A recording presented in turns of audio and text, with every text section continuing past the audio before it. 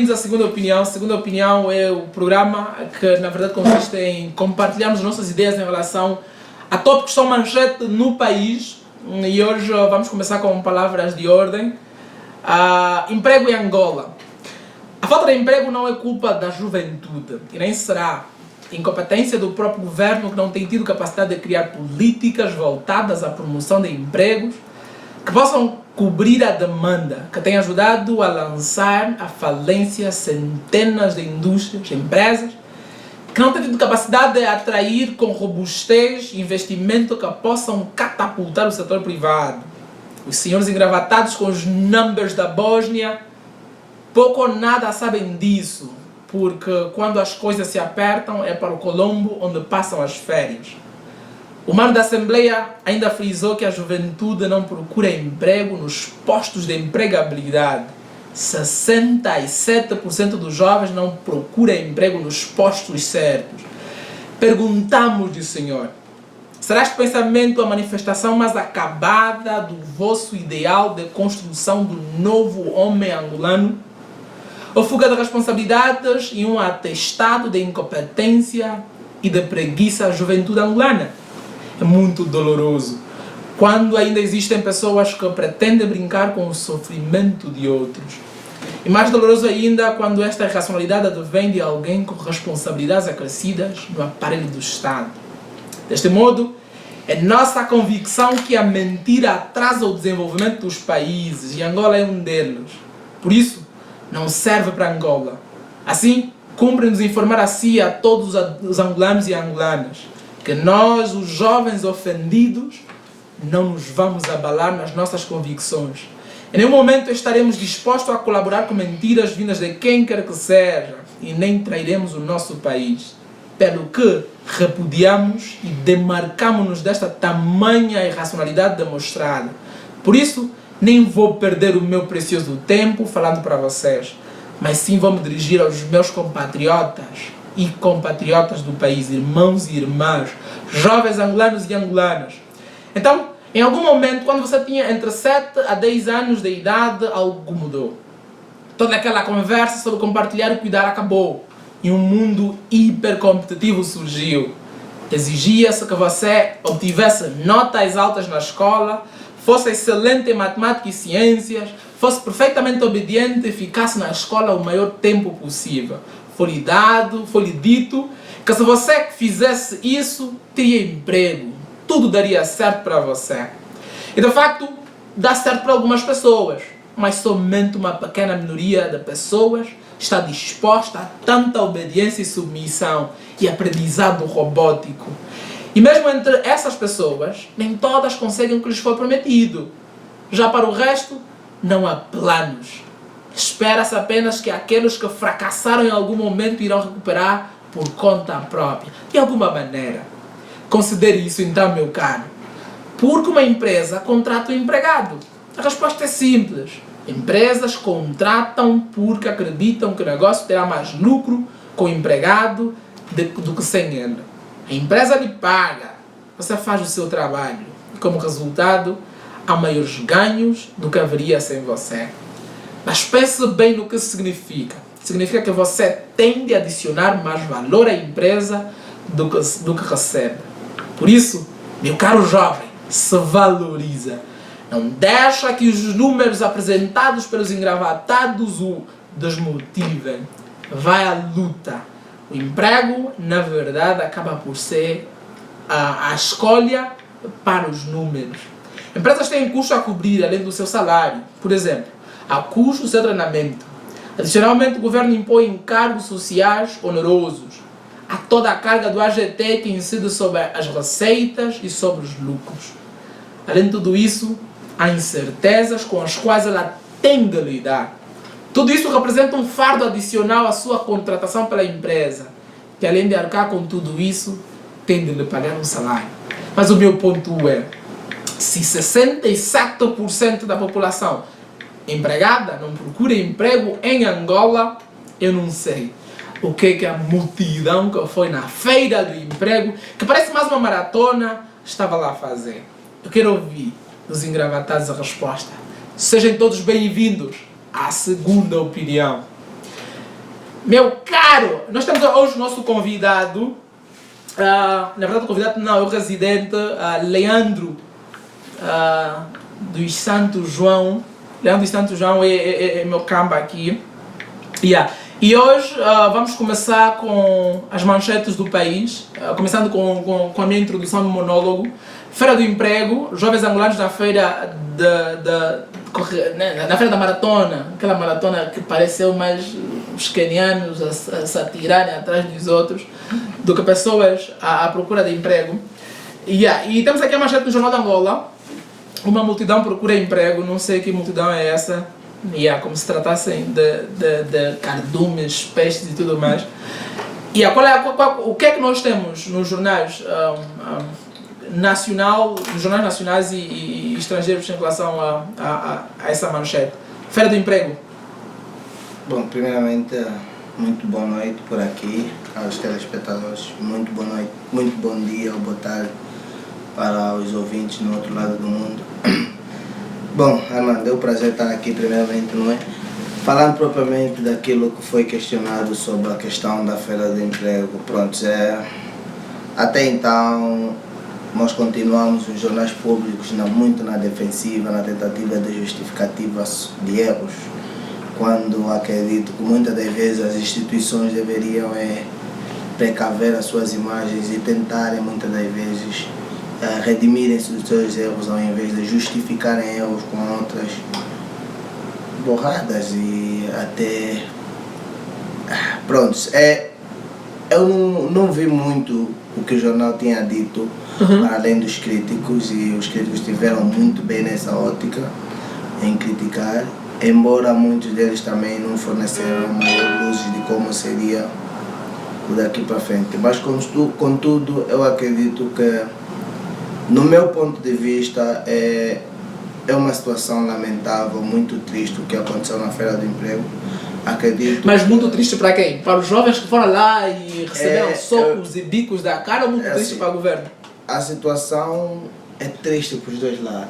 É muito triste no ponto de vista de esperança para o povo angolano, que os jovens, sobretudo, que desejam fazer parte daquilo que é a força motriz de desenvolvimento do país. Olha, há pouco começou, desculpa te cortar quanto a isso, estamos a falar, né, nos bastidores antes de começarmos a gravar. O jornal decidiu apresentar apenas frases vagas, né, em relação a isso. Disse uma multidão à procura de emprego, mas se bem me lembro, nós vamos passar esse vídeo. O Instituto Nacional de Estatística, juntamente com a Assembleia Nacional, em representação do Presidente da Assembleia, apresentou de que 67% da população, né, angolana acaba por não procurar emprego. É contradição, já que até o próprio Jornal da Angola, até a mídia, eu procurei pela mídia nacional, nenhum dos órgãos, a televisão nem a rádio, utilizou o número exato das pessoas que estavam lá à procura de emprego. 67% dos jovens não procuram emprego, mas vimos uma multidão. What do you do? Bom, eu acredito que é difícil acreditar que realmente houve procura de dados e se realmente... Não vou contar essa parte aqui do...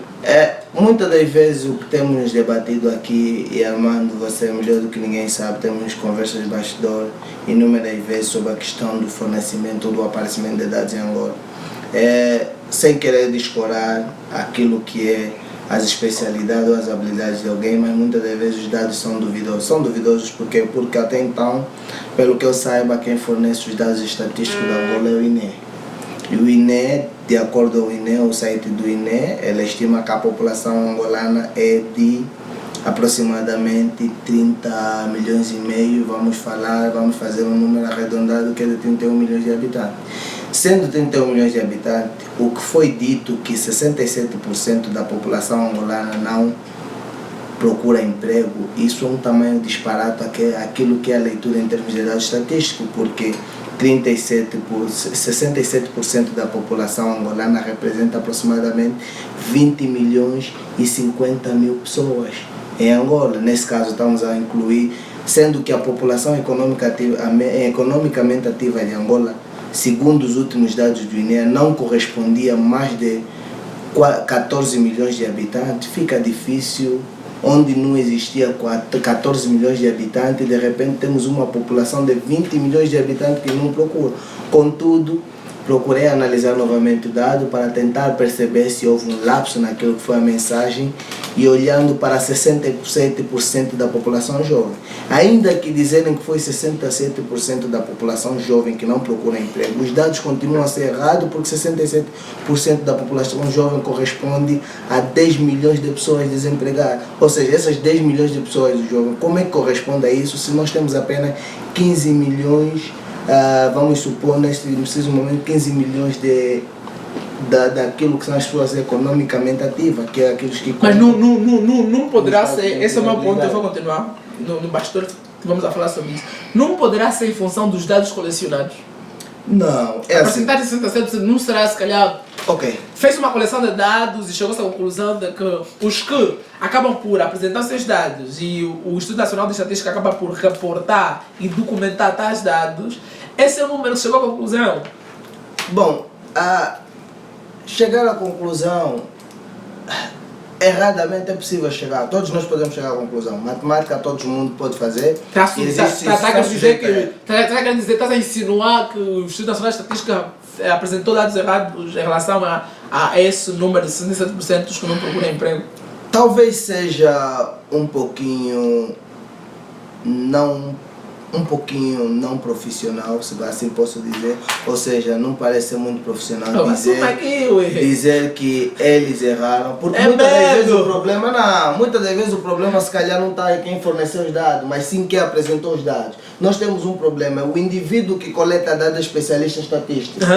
Ele pode ter feito o seu trabalho, mas o problema consiste em quem interpreta os dados. Isso vamos novamente naquela discussão de quem são as pessoas competentes para fazer o quê. Nem sempre, quando as situações são meramente do Estado, quem deve apresentar dados são figuras que não entendem sobre aquilo que é a recolha de dados. Era possível meter o indivíduo do Centro Nacional de Estatística e viesse apresentar os dados para poder ter clarificações daquilo que são dúvidas como essa. Por exemplo, eu fui ao site... Mas esses dados foram apresentados até diante em frente dos deputados, quem reportou os dados ao presidente da Assembleia? Sim, mas é assim, eu não sei se o problema foi em quem fez o relatório ou foi realmente no dado. Porque assim, eu consultei o site deles, que eles contêm as informações. Se eles contêm as informações dos dados, eles têm o número lá.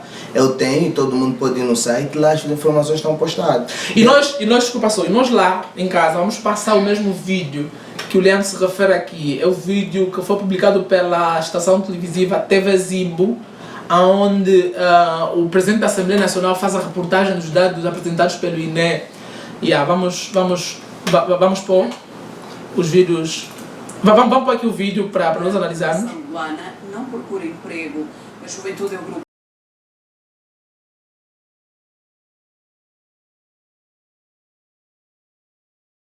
da população angolana não procura emprego.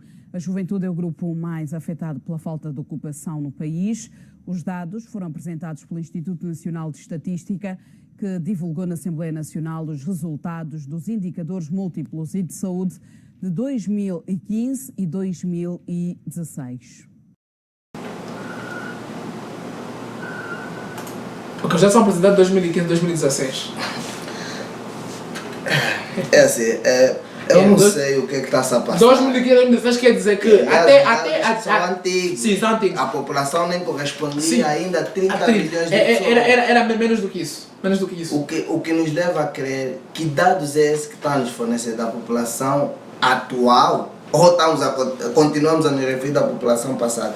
Porque assim, de acordo com aquilo que são as publicações de jornais em diferentes estações de Angola, em diferentes jornais, algumas reportagens desde o ano passado têm visto a registrar uma taxa de subida de uma taxa de desemprego de 8% em 2 anos. 8% em 2 anos.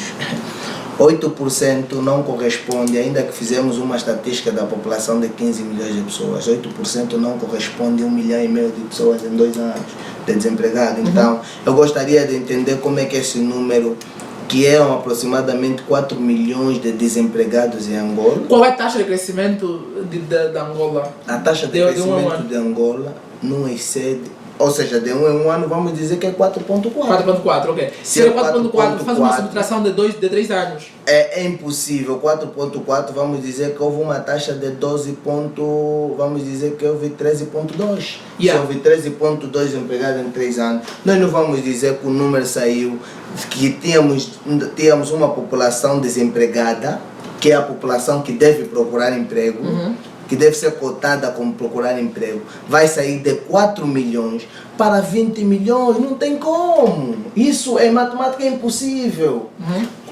13% de 4 milhões não corresponde nem 2 milhões de pessoas, nem corresponde a 1 milhão de pessoas, 1 milhão de pessoas. 400 mil pessoas corresponde a 10% de 4 milhões, se a memória não me falha.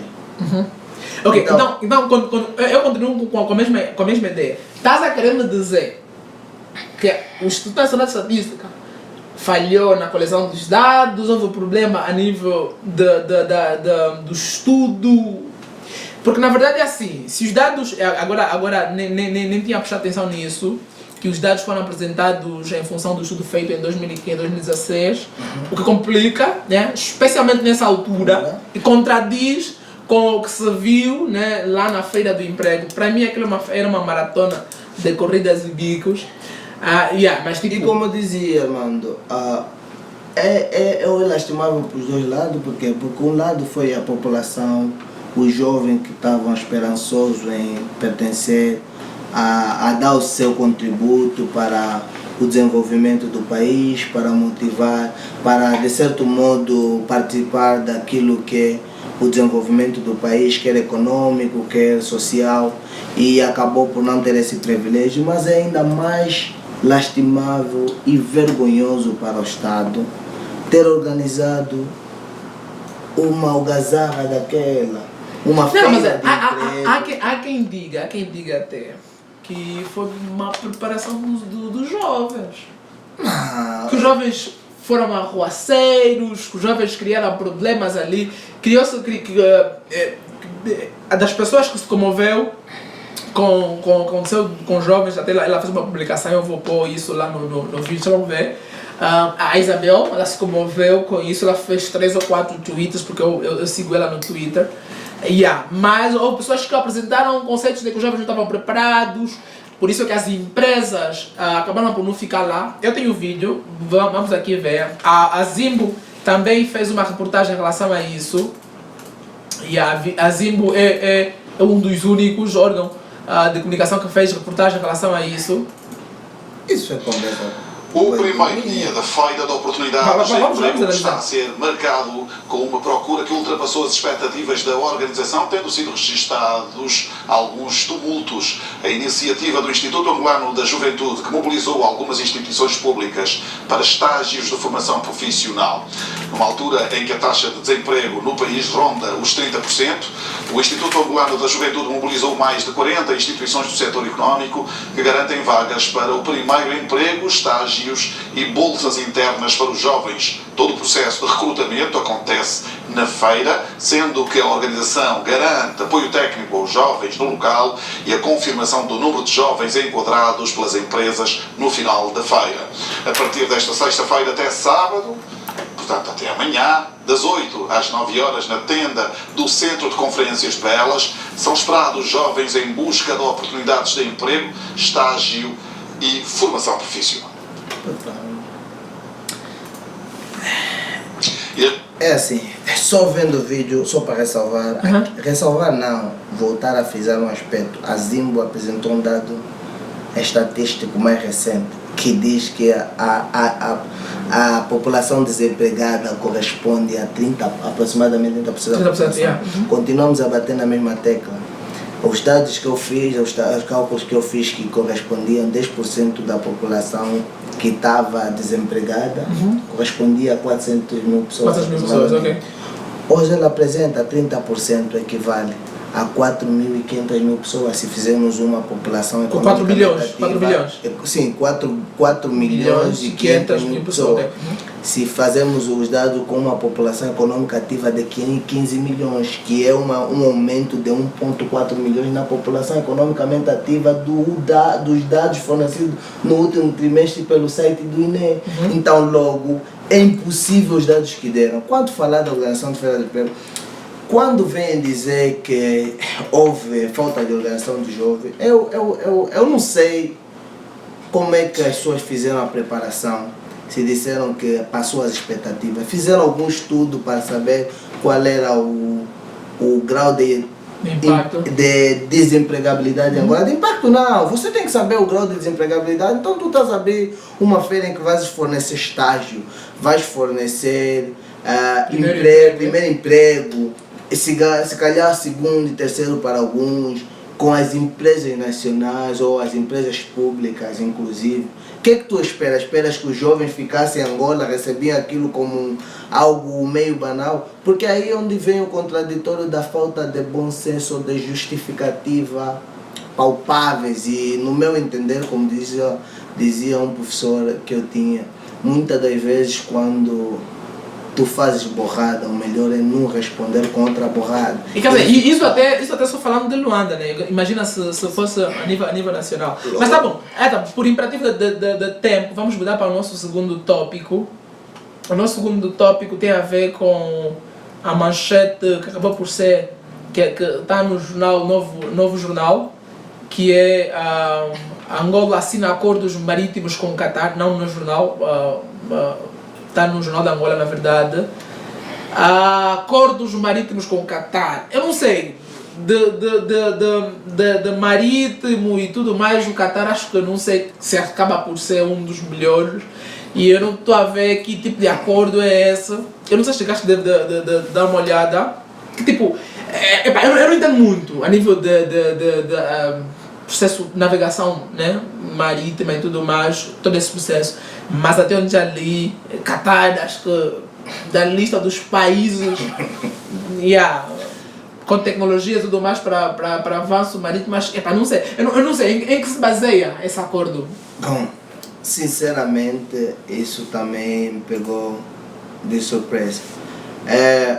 Eu não sei, embora não tendo trabalhado no Ministério Marítimo ou Pesca, ou como me chamam lá, que é responsável por esse setor, eu fiz curso, como vejo no meu currículo, eu fiz curso de Ciência Náutica e Navegação. Eu era navegador, apesar de não ter terminado o meu ciclo profissional, mas tive experiência no mar. Fugaste. No entanto, é difícil imaginar o Qatar. Até onde eu sei, o Qatar é uma das potências em termos de produção de petróleo. Só produção de petróleo. Em termos marítimos, o Qatar não representa grandes recursos marítimos. Aliás, Angola tem mais a perder na minha perspectiva. Se calhar uma visão estratégica, tipo, para se juntar os que estão disponíveis. Nesse momento agora não tem nada. Se juntar os que estão disponíveis. Há muitos acordos que está-se a fazer agora, no meu ponto de vista. E se analisarmos em termos daquilo que são as ciências que estes acordos abordam, tanto em termos de não só relações internacionais, mas vamos em termos econômicos, são acordos que são estrategicamente duvidosos. Por quê? Porque quando tu fazes um acordo estratégico, tu tens que medir as vantagens. Tu não fazes um acordo estratégico. Achas que não há vantagem? É o seguinte, eu não acho que não haja vantagem. Também seria injusto dizer que não haja vantagem, mas é assim, Qatar é uma potência em petróleo, todo mundo sabe, todo mundo que conhece a política de Qatar sabe que eles são fortes em petróleo. Um dos maiores exploradores. Mas o Qatar é um país com um grande índice, tido com um grande índice de corrupção também. O Qatar, inclusive, está envolvido no escândalo do Mundial e todo mundo já percebeu. Mas esses são assuntos para ser debatidos na outra cena. Mas ainda dizer que assim, o contrato, quando nós estamos a falar em termos de contrato marítimo, o que o Qatar nos oferece em termos de recursos marítimos para Angola, que Angola precisa necessariamente? Ou será que Angola está a olhar o Qatar como um mercado para tentar ajudar a venda de petróleo? Se for assim, se calhar a gente pode encontrar ali o meu termo de... Pode até... Mas ainda assim questiona. O Qatar não é ainda o maior consumidor de petróleo. O Qatar é um dos maiores produtores de petróleo. É pequeno. Mas ainda assim não é um dos maiores consumidores de petróleo. A nível de extensão pergunta, para alguém que tem uma das maiores reservas de petróleo do mundo, tem um acordo de cooperação. Eu acho que acordos de cooperação são sempre bem-vindos com as nações, independentemente da extensividade, mas há que se ver os tipos de acordo nessa altura, sobretudo. Mas, tá bom, eu não sei se conheces a política até não, conheces as valências que o Qatar tem. Além do petróleo, provavelmente já vai se fazer um acordo. Além do petróleo, ainda tem um outro tópico que tem a ver com o Qatar, vamos debater, é o nosso quarto tópico.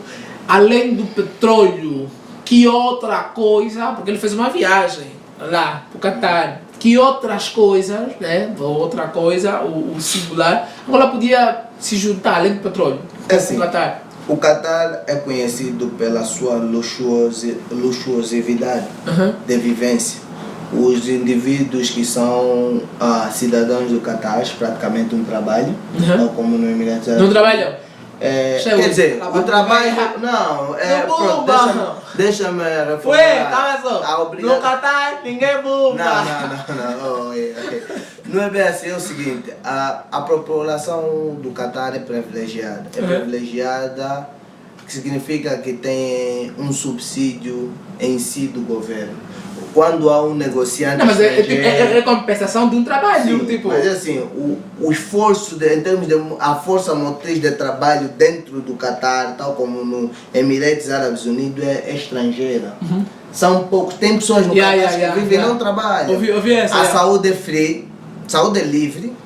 Educação é livre. Ouvi também. Se saúde é livre, educação é livre, tens um subsídio de vida até morreres. De quando nasce até morrer, tu me disse, a trabalhar. Vamos badar para o Qatar. Então a pergunta é essa, muitas das vezes, em termos de alternância, no ponto de vista, mesmo até no ponto de vista político, o Qatar deixa um pouco além daquilo que é a perspectiva de democratização do Estado angolano, porque o Qatar é ainda onde está envolvido entre os países. Monarquia. Além da monarquia, está envolvido entre os países com contundência em questões não ditatoriais, mas em termos de concentração de poder num só grupo de indivíduos. Não, sim, monarquia normalmente isso. Não, mas tipo, a minha questão acaba por ser então, além do lado do petróleo, mambo bruto, que outros setores, né, já que na tua ótica o lado marítimo acaba por ser, não tem muitas valências a relação ao lado marítimo, não precisa ser cientista marítimo para tentar entender isso, mas tipo, além disso então, onde que eles podiam, quais outros setores se calhar podia-se fazer acordo? Eu acredito que é preciso que nos exponha um pouquinho mais daquilo que é possível o Qatar oferecer para Angola, para além da Qatar Airways, que eu conheço. Esse é um outro tópico. É tida como uma das melhores companhias do mundo, mas gostaria de saber o que é o Qatar, qual é o ponto estratégico que o Qatar vai desenrolar naquilo que são as relações com Angola. Tá bom, ainda bem que tocaste nesse ponto, desculpa te cortar, vamos avançar para o outro. O outro vem do jornal, agora vai acertar, jornal, novo jornal. E a manchete do jornal do dia 7, sexta-feira, né? Não, sábado, a manchete é: TAG negocia privatização com a Qatar Airways.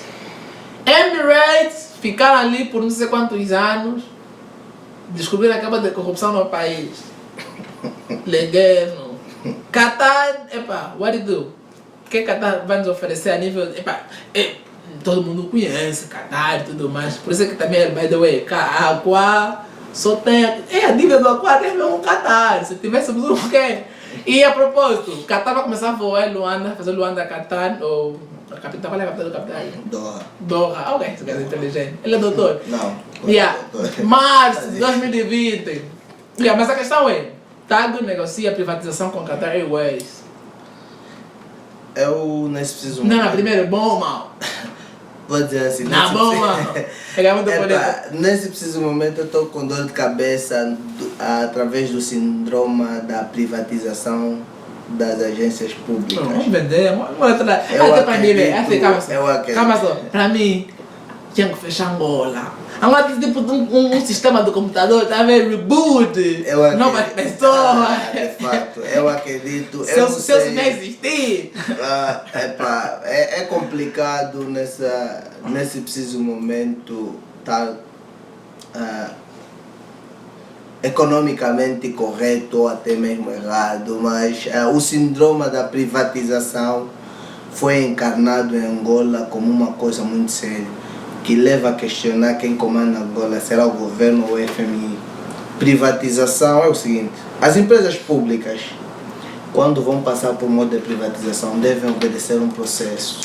Esse processo deve ser respeitado para o desenvolvimento e crescimento da economia, para salvaguardar os interesses nacionais. Como é que uma empresa, que era uma empresa pública, de repente passa a ser privada e depois para uma potência estrangeira? Porque a privatização traz algumas questões. Quem são, para além das empresas de Qatar, que vai se envolver ali dentro da TAG? Quem mais são as pessoas que vão ser parceiros da TAG? Nós estamos a combater. Não, mas vê. Sabe por que eu acho que é interessante a privatização? Especificamente essa da TAG. A TAG tem uma dívida de não sei quantos milhões só para o Estado. Claro, a TAG é uma empresa pública ou privada, né, que age dentro do consórcio do estabelecimento do Estado. Mas ela não dá dinheiro. Mas o não tá dar dinheiro significa diretamente dizer que a solução imediata... Porque em gestão, não sei se eu estou certo quanto a isso, em gestão do dinheiro dentro da TAG, é da parte do Estado. Ok. E a TAG é responsável em criar dinheiro para fazer o pagamento do Estado. Não está a fazer dinheiro. Eu não sei. Quem está a gerir aquilo são os marimbondos e whatever. Não, eu acho que o grande problema, nós só estamos muito focados naquilo que são os marimbondos, como quem dizer, porque o marimbondo está a ser mencionado diretamente algumas pessoas. Não, mas a questão que estamos a falar das privatizações, a minha questão, achas ou não que a privatização é uma coisa boa? É o seguinte, a privatização é uma faca de dois gumes.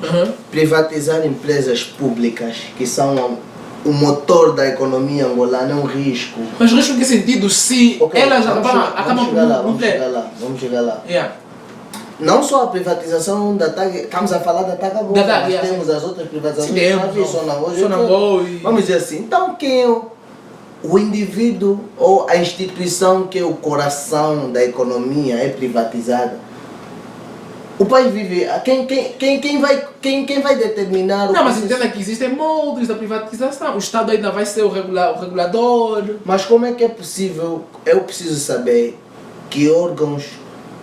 ou quais são as instituições, a regularização das instituições no processo de privatização. Porque assim, ao público estão a nos dar no processo de privatização, mas explicam qual é o modelo, para além do modelo de privatização, tem que nos explicar qual é a confidência se temos instituições capacitadas para o Estado fiscalizar ou supervisionar essas privatizações. Porque assim, privatizar todo mundo pode fazer, todo mundo pode privatizar. Mas o grande problema em Angola não consiste simplesmente em privatizar ou deixar de privatizar. Consiste sim naquilo que são as instituições competentes, aquela série de regulamentos que vão ser cumpridos e fiscalizados para que ninguém extrapole aquilo que são os contratos estabelecidos, porque senão será a mesma coisa. E cobrar aquilo da falência da TAG. Isso é problema de gestão, é problema de como gera dinheiro. Mas achas que somente a privatização é a única solução para a melhoria desse desvio, ou seria a regularização de vida e fiscalização dessas instituições? Desculpa, essa é uma grande pergunta e vamos voltar daqui a pouco para responder essa pergunta. Depois do intervalo, nós vamos apresentar um tópico que se calhar é do coração dela. Professor da Universidade Agostinho Neto é afastado por criticar em concurso a promoção de carreira. Clube Capa, tamo juntos.